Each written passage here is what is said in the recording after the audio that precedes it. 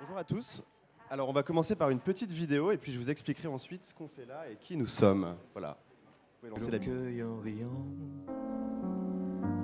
tu te crois tout permis et n'en fais qu'à ta tête. Désolé un instant, prêt à commencer. Tu joues avec mon cœur comme une enfant gâtée qui réclame un joujou pour le réduire en miettes. Parce que j'ai trop d'amour, tu viens voler mes nuits du fond de mon sommeil et fais pleurer mes jours.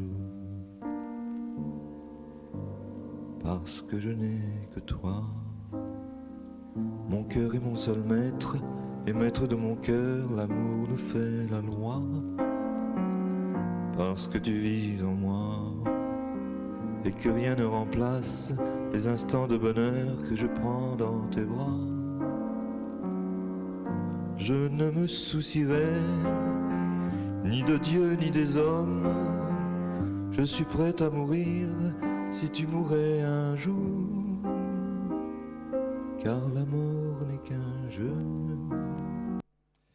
Donc nous sommes Charlotte Ketabi et Paul Bourdet. Nous avons cofondé la galerie Ketabi Bourdet qui est installée à Paris, à Saint-Germain-des-Prés très précisément. Nous sommes une galerie d'art contemporain et donc notre métier consiste essentiellement à accompagner, représenter des artistes, jeunes, moins jeunes, français, internationaux dans leur carrière. Et pour nous, avec en tête de file Inès Longevial. Donc Inès Longevial, peut-être que vous la connaissez déjà, peut-être que vous avez vu en entrant dans le hall de We Are les 3 autoportraits qui sont accrochés dans le hall, 3 autoportraits aux couleurs acidulées, assez mélancoliques, qui sont vraiment typiques du travail de l'artiste. Et si vous ne la connaissiez pas, vous venez de la voir dans l'extrait de cette vidéo. Peindre au rythme des mots de Gainsbourg et au pas de danse de Léo Walk. Donc voilà, cette vidéo est une vidéo qui s'appelle Parce que, qui a été réalisée par Nils Castillon en 2019, seulement 3 ans, ce qui paraît assez peu, mais finalement quand on regarde, quand on prend du recul sur le chemin parcouru par Inès, par l'artiste depuis, c'est assez extraordinaire et c'est justement pour ça qu'on est là aujourd'hui, pour vous raconter cette histoire qui commence à Agen, dans le sud-ouest, en 1990. Inès commencera à peindre très tôt. On peut vraiment dire qu'elle a embrassé la peinture, le dessin, jusqu'à décider d'en faire son métier, sa carrière, il y a une dizaine d'années. Vraiment très sincèrement, sans se soucier des codes du marché de l'art, sans se demander vraiment comment un artiste devient un artiste, reconnu avec beaucoup de sincérité. Et avec une idée en plus, il y a 10 ans, vous vous en souvenez peut-être pas, mais les réseaux sociaux sont apparus, maintenant ils sont partout, mais ça venait d'arriver, notamment Instagram. Et Inès a été la première artiste en France, et l'une des premières dans le monde à partager sur Instagram sa vie à l'atelier, la manière dont elle peignait ses tableaux, ses petits secrets, sa vie personnelle, jusqu'à créer une vraie communauté qui, année après année, pour certains depuis 10 ans, la suivent au quotidien, à travers ses projets, à travers ses expositions, et ont vraiment développé une intimité avec l'artiste. Donc vous l'aurez compris, Inès n'a pas vraiment suivi le parcours d'un artiste classique. En gros, dans les grandes lignes, un artiste classique, aujourd'hui, il fait une école d'art, il fait des beaux-arts, en province, à Paris, parfois à l'étranger.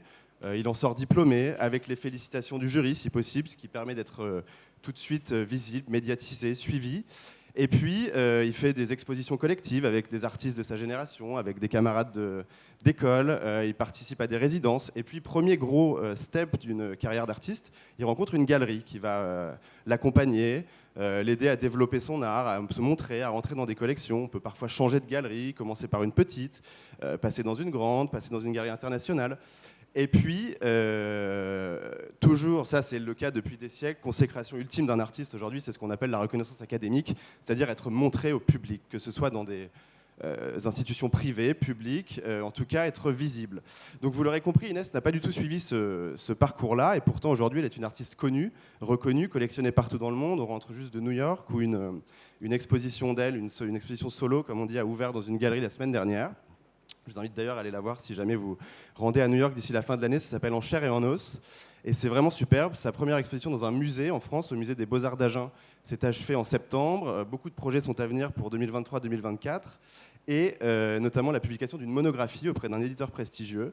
Donc voilà finalement l'histoire qu'on est venu vous raconter, que Charlotte va vous raconter. C'est l'histoire d'une artiste qui a emprunté des chemins de traverse pour atteindre la reconnaissance académique que tout artiste, jeune ou moins jeune, recherche. C'est la rencontre d'une galeriste avec une artiste, puisque représenter le travail d'un artiste aujourd'hui, c'est aimer son travail, mais c'est aussi aimer l'artiste en lui-même. On ne peut pas dissocier l'un et l'autre, et il faut s'entendre, il faut épouser l'artiste dans son entièreté.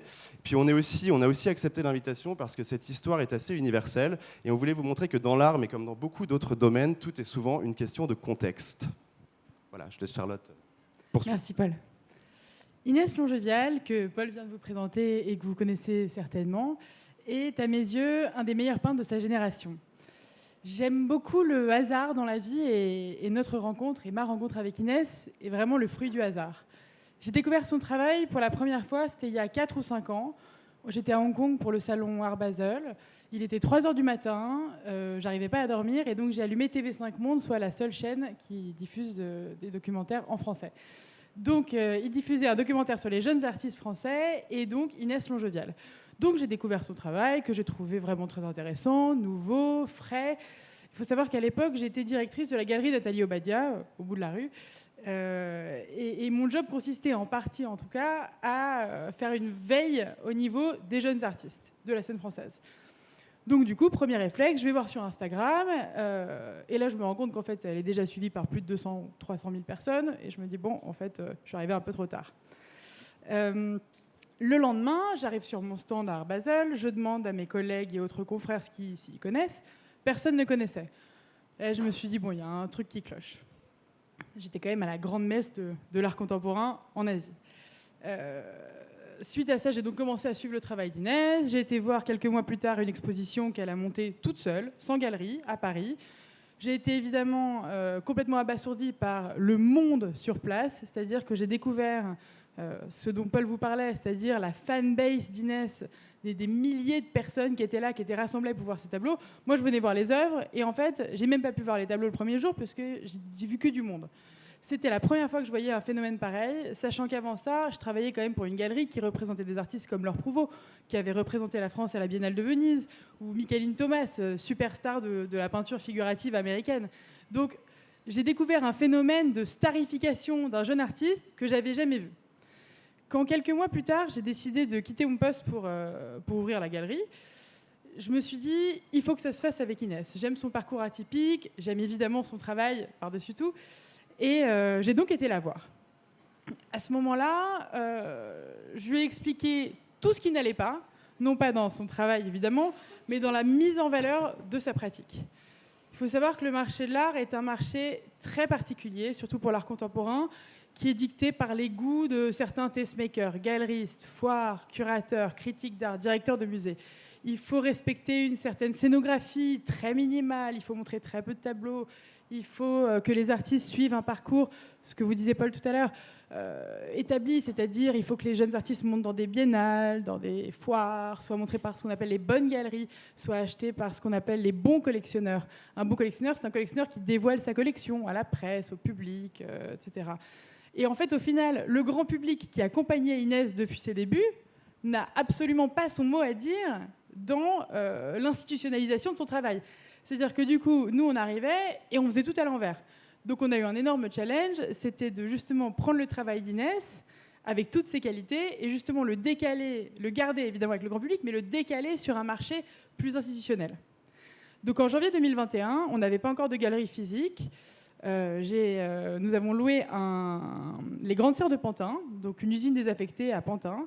On était en plein deuxième confinement, il neigeait, on était à Pantin, donc faire venir les Parisiens, c'est jamais facile, mais on a réussi.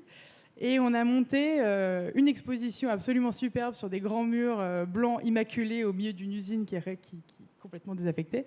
Et en 10 jours d'expo, on a réussi à faire venir 10 600 personnes.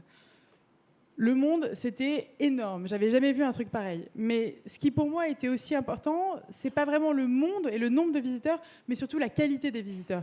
C'est-à-dire que parmi ces 10 600 personnes, on a eu des directeurs de musées, on a eu des critiques d'art, on a eu des journalistes, on a eu des marchands, on a eu des galeristes, des collectionneurs.